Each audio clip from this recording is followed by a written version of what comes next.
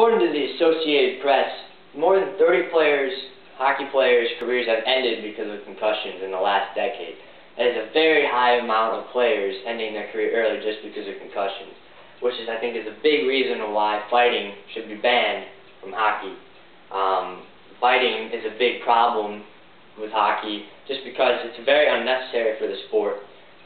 It's just an added incentive for the fans, and it's not very safe for the players.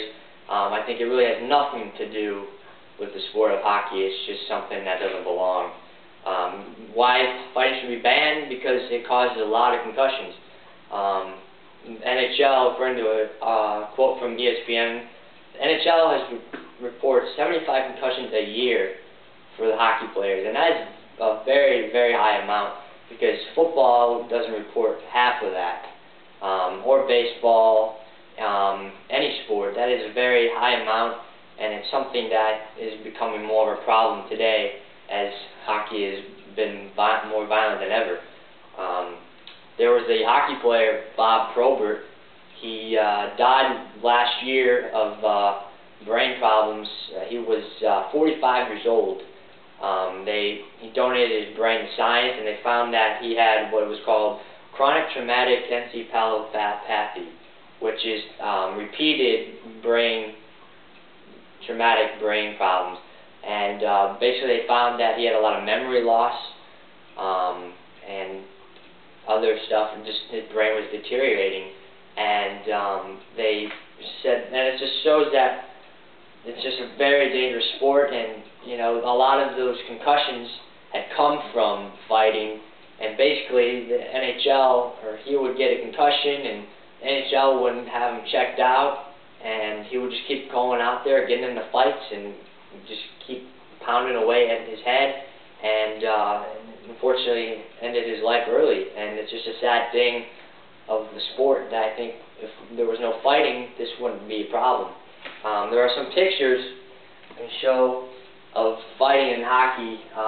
Here's a picture. This guy in the green is punching the guy in the white right in the head, and that's going to cause a concussion easily. It's just a sad thing that is just unnecessary for the sport. It happens almost every day in hockey. Here's another picture. This guy's got blood all over his eye, and this probably has a concussion also. And then this last picture also shows two guys really going at it there, and it's just something that we should really start to focus on. And a solution I was thinking of is that we get a group together that bans fighting from hockey, get a big enough group and make it aware to the NHL. You know, they'll probably start talking about it and maybe actually ban it from the sport. And you know, like I was saying, Bob Probert, you know, his life ended early. A lot of hockey players' life are ending early, and their careers are ending early. And if we ban fighting from hockey, I think players can have a longer career in the NHL, and they can also live a longer life, which I think is a bigger deal than having a longer career. So, in conclusion, you know, I think if we all, you know, tell people to, you know, become aware of it, maybe join a group, and get a big group together. The bigger the better, because that'll become more of a problem for the NHL to have to deal with.